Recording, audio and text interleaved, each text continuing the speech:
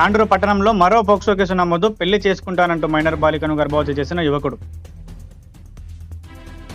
జంట హత్య కేసుల్లో ప్రధాన నిందితురాలు కరీమా బేగం అప్పు ఇచ్చిన మరికొందరిని కూడా హత్య చేసేందుకు ప్లాన్. తప్పించుకున్నామంటూ బాధితుల ఆవేదన.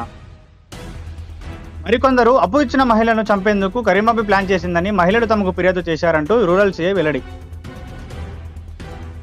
ఎమ్మెల్యే ఆదేశాలతో తాండూరు మాతా శిశు ఆసుపత్రిని సందర్శించిన మున్సిపల్ చైర్పర్సన్ నీరజ బాలరెడ్డి. ఆసుపత్రిలో పనిచేసే డాక్టర్లు ప్రైవేట్ క్లినిక్లకే పరిమితం అవుతున్నారంటూ 8వ వార్డు కౌన్సిలర్ జావీద్ ఆగ్రహం.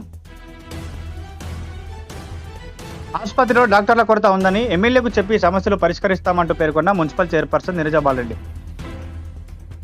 కోకట్ రోడ్డు మార్గంలోని షేక్ జబీ అనే వ్యక్తి పాలిష్ మిషన్లో పనిచేసే లేబర్లపై పలువురు వ్యక్తులు దాడి చేశారంటూ యాలల పిఎస్లో ఫిర్యాదు చేసిన బాధితులు. సమయం మించిపోయినా ఆగని ఇసుక రవాణా, అనుమతులు లేకుండానే అక్రమ ఇసుక వ్యాపారం జోరు, కన్నెత్తి చూడని అధికారులు. మాతా శిశు ఆసుపత్రిలో రోగులకు ఎలాంటి సమస్య వచ్చినా మా దృష్టికి తీసుకురావాలంటూ మున్సిపల్ చైర్పర్సన్ నీరజ బాలరెడ్డి సూచన.